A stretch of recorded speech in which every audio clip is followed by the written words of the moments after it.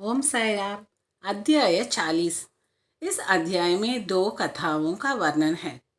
एक, बाबा किस प्रकार श्रीमान देव की माँ के यहाँ उद्यापन में सम्मिलित हुए, और दो, बाबा किस प्रकार होली त्योहार के भोजन समारोह के अवसर पर बांद्रा में हेमाड पंत के गृह पधारे। प्रस्तावना। श्री साई समर्थ धन्य है जिनका नाम बड़ा सुंदर है। वे सांसारिक और आध्यात्मिक दोनों ही विषयों में अपने भक्तों को उपदेश देते हैं और भक्तों को अपना जीवन अध्यय प्राप्त करने में सहायता प्रदान कर उन्हें सुखी बनाते हैं। श्री साई अपना वरद हस्त भक्तों के सिर पर रखकर उन्हें अपनी शक्ति प्रदान करते हैं। वे भेदभाव की भावना को नष्ट कर उन्हें अप्राप्य वस्तु की प्राप्ति कराते हैं। भक्त लोग साई के चरणों पर भक्तिपूर्वक गिरते हैं और श्री साई बाबा भी भेदभाव रहित होकर प्रेम पूर्वक भक्तों को हृदय से लगाते हैं। वे भक्तगण में ऐसे सम्मिलित हो जाते हैं जैसे वर्षा ऋतु में समुद्र नदियों से मिलता तथा उन्हें अपनी शक्ति और मान देता है। श्रीमती देव का उद्यापन उत्सव। श्री बेवी देव डहानू में मामलतदार थे। उनकी माता ने लगभग 25 या 30 व्रत लिए थे, इसलिए अब उनका उद्यापन करना आवश्यक था। उद्यापन के साथ साथ 100-200 ब्राह्मणों का भोजन भी होने वाला था। श्री देव ने एक तिथि निश्चित कर बापू साहब जोग को एक पत्र शिरडी भेजा। उसमें उन्होंने लिखा कि तुम मेरी ओर से श्री साई बाबा को उद्यापन और भोजन में सम्मिलित होने का निमंत्रण दे देना और उनसे प्रार्थना करना कि उनकी अनुपस्थिति में उत्सव अपूर्ण ही रहेगा। मुझे पूर्ण आशा है कि वे अवश्य डहानू पधार कर दास को कृतार्थ करेंगे। बापू साहब जोग ने बाबा को वह पत्र पढ़कर सुनाया।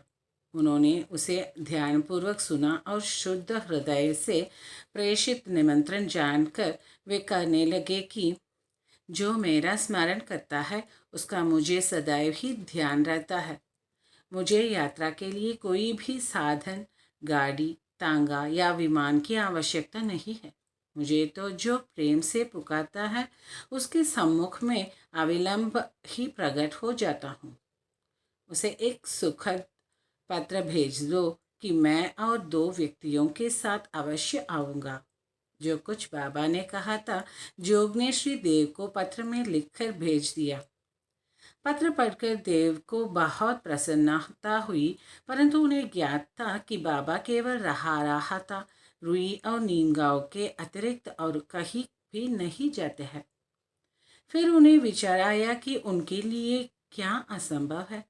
उनकी जीवनी अपार चमत्कारों से भरी हुई है। वे तो सर्वव्यापी है। वे किसी भी वेश में अनायास ही प्रकट होकर अपना वचन पूर्ण कर सकते हैं। उद्यापन के कुछ दिन पूर्व एक सन्यासी डहानू स्टेशन पर उतरा, जो बंगाली सन्यासियों के समान वेशभूषा धारण किए हुए था। दूर से देखने में ऐसा प्रतीत होता था कि वह गौरक्षा संस्था का स्वयं सेवक है। वह सीधा स्टेशन मास्टर के पास गया और उनसे चंदे के लिए निवेदन करने लगा। स्टेशन मास्टर ने उसे सलाह दी कि तुम यहाँ के मामलेदार के पास जाओ और उनकी सहायता से ही तुम यथेष्ट चंदा प्राप्त कर सकोगे। ठीक उसी समय मामलेदार भी वहाँ पहुँच गया। तब स्टेशन मास्टर ने सन्यासी का परिचय उनसे कराया और वे दोनों स्टेशन के प्लेटफॉर्म पर बैठे वार्तालाप करते रहे। मामलेदार ने बताया कि यहाँ के प्रमुख नागरिक श्री राव साहब नरोत्तम सेठी ने धर्मार्थ कार्य के निमित्त चंदा एकत्र करने की एक नामावली बनाई है। अतः अब एक दूसरी नामावली बनाना कुछ उचित सा प्रतीत नहीं होता। इसलिए श्रेयस्कर तो यही होगा कि आप 2-4 माह के पश्चात पुनः यहाँ दर्शन दें। यह सुनकर सन्यासी वहाँ से चला गया और 1 माह पश्चात श्री देव के घर के सामने तांगे से उतरा। तब उसे देखकर देव ने मन ही मन सोचा कि वह चंदा मांगने ही आया है। उसने श्री देव का कार्यावस्था देखकर उसने कहा, श्रीमान, मैं चंदे के निमित्त नहीं वरन भोजन करने के लिए आया हूँ। देव ने कहा, बहुत आनंद की बात है, आपका सहर्ष स्वागत है। सन्यासी, मेरे साथ 2 बालक और है। देव, तो कृपया उन्हें भी साथ ले आइए।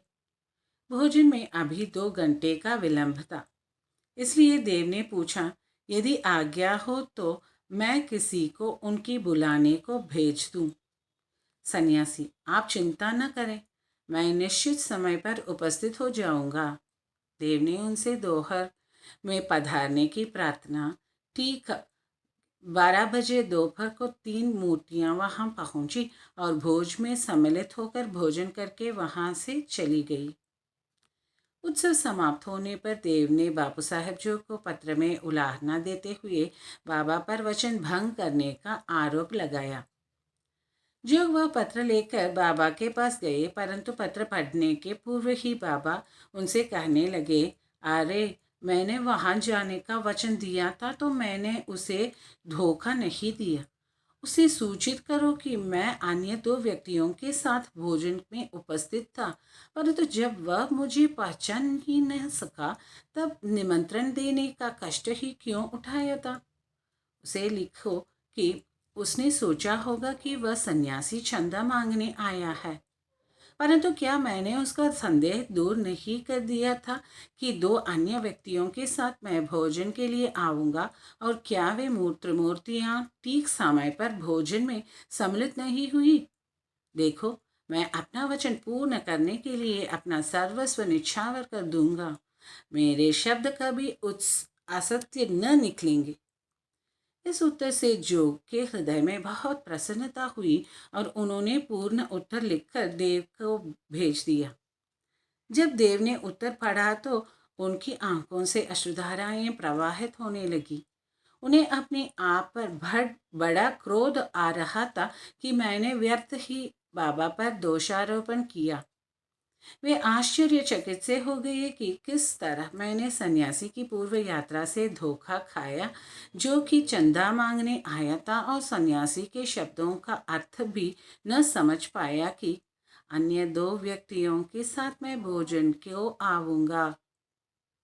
इस कथा से विदित होता है कि जब भक्त अनन्य भाव से सद्गुरु की शरण में आता है, तभी उसे अनुभव होने लगता है कि उसके सब धार्मिक कृत्य उत्तम प्रकार से चलते और निर्विघ्न समाप्त होते रहते हैं।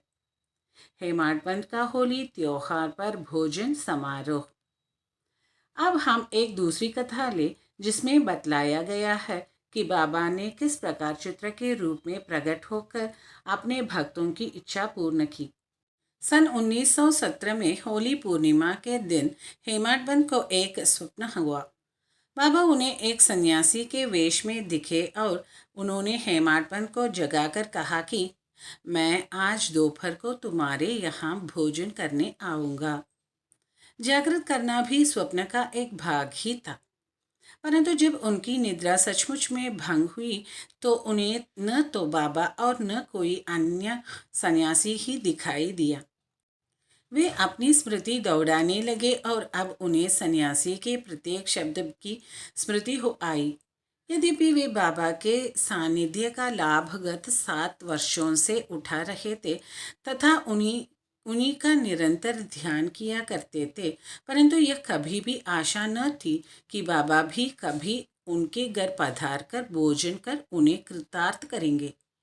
बाबा के शब्दों से अति हर्षित होते हुए वे अपनी पत्नी के समीप गए और कहा कि आज होली का दिन है, एक सन्यासी अतिथि भोजन के लिए अपने यहाँ पधारेंगे, इसलिए भात थोड़ा अधिक बनाना। उनकी पत्नी ने अतिथि के संबंध में पूछताछ की। प्रत्युत्तर में हेमाडपंत ने बात गुप्त रखकर स्वप्न का वृतांत सत्य सत्य बतला दिया। तब वे संदेहपूर्वक पूछने लगी कि क्या यह भी कभी संभव है कि वे शिरडी के उत्तम पकवान त्याग कर इतनी दूर बांद्रा में अपना रूखा सूखा भोजन करने को पधारेंगे। हेमाडपंत ने विश्वास दिलाया कि उनके लिए क्या असंभव है। हो सकता है वे स्वयं न आए और कोई अन्य स्वरूप धारण कर यहाँ पधारे। इस कारण थोड़ा अधिक भात बनाने में होनी ही क्या है। इसके उपरांत भोजन की तैयारियां प्रारंभ हो गई। होलिका पूजन प्रारंभ हो गया और पतले बिछाकर उनके चारों ओर रंगोली डाल दी गई। दो पंक्तियां बनाई गई और बीच में अतिथि के लिए स्थान छोड़ दिया गया। घर के सभी कुटुंबी पत्र, नाती, लड़कियां, दामाद इत्यादि ने अपना अपना स्थान ग्रहण कर लिया और भोजन परोसना भी प्रारंभ हो गया। जब भोजन परोसा जा रहा था तो प्रत्येक व्यक्ति उस अज्ञात अतिथि की उत्सुकता पूर्वक राह देख रहा था। जब मध्याह्न भी हो गया और कोई भी न आया तब द्वार बंद कर सांकल चढ़ा दिया गई। अन्न शुद्धि के लिए घृत वितरण हुआ, जो कि भोजन प्रारंभ करने का संकेत है। वैश्वदेव अथवा अग्नि को औपचारिक आहुति देकर श्री कृष्ण को नैवेद्य अर्पण किया गया। फिर सभी लोग जैसे ही भोजन प्रारंभ करने वाले थे कि इतने में सीढ़ी पर किसी के चढ़ने की आहट स्पष्ट आने लगी। हेमाडपंत ने शीघ्र उठकर सांगल खोली और दो व्यक्तियां, एक अली मोहम्मद और दो मौलाना हसमू मुजावर को द्वार पर खड़े हुए पाया। इन लोगों ने जब देखा कि भोजन परोसा जा चुका है और केवल प्रारंभ करना ही शेष है तो उन्होंने विनीत भाव में कहा कि आपको बड़ी असुविधा हुई, इसके लिए हम क्षमा प्रार्थी है। आप अपनी थाली छोड़कर दौड़े आए हैं तथा अन्य लोग भी आपकी प्रतीक्षा में हैं, इसलिए आप अपनी यह संपदा संभालिए। इससे संबंधित आश्चर्यजनक घटना किसी अन्य सुविधाजनक अवसर पर सुनाएंगे। ऐसा कहकर उन्होंने पुराने समाचार पत्रों में लिपटा हुआ एक पैकेट निकालकर उसे खोलकर मेज पर रख दिया। कागज के आवरण को ज्यों ही हेमाडपंत ने हटाया तो उन्हें बाबा का एक बड़ा सुंदर चित्र देखकर महान आश्चर्य हुआ। बाबा का चित्र देखकर वे द्रवित हो गए। उनके नेत्रों से आंसुओं की धारा प्रवाहित होने लगी और उनके समूचे शरीर में रोमांच हो गया। उनका मस्तक बाबा के श्री चरणों पर झुक गया। वे सोचने लगे कि बाबा ने इस लीला के रूप में ही मुझे आशीर्वाद दिया है। कौतूहलवश उन्होंने अली मोहम्मद से प्रश्न किया कि बाबा का यह मनोहर चित्र आपको कहाँ से प्राप्त हुआ। उन्होंने बताया कि मैंने इसे एक दुकान से खरीदा था। इसका पूर्ण विवरण मैं किसी अन्य समय के लिए शेष रखता हूँ। कृपया आप अब भोजन कीजिए क्योंकि सभी आपकी ही प्रतीक्षा कर रहे हैं। हेमाडपंत ने उन्हें धन्यवाद देकर नमस्कार किया और भोजन गृह के में आकर अतिथि के स्थान पर चित्र को मध्य में रखा तथा विधि पूर्वक नैवेद्य अर्पण किया। सब लोगों ने ठीक समय पर भोजन प्रारंभ कर दिया। चित्र में बाबा का सुंदर मनोहर रूप देखकर प्रत्येक व्यक्ति को प्रसन्नता हुई और इस घटना पर आश्चर्य भी हुआ कि वह सब कैसी घटित हुआ। इस प्रकार बाबा ने हेमाडपंत को स्वप्न में दिए गए अपने वचनों को पूर्ण किया। इस चित्र की कथा का पूर्ण विवरण अर्थात अली मोहम्मद को चित्र कैसे प्राप्त हुआ और किस कारण से उन्होंने उसे लाकर हेमाडपंत को भेंट किया, इसका वर्णन अगले अध्याय में किया जाएगा। श्री सद्गुरु साईनाथ अर्पणमस्तु। शुभम भवतु। ओम साई राम। जय साई राम।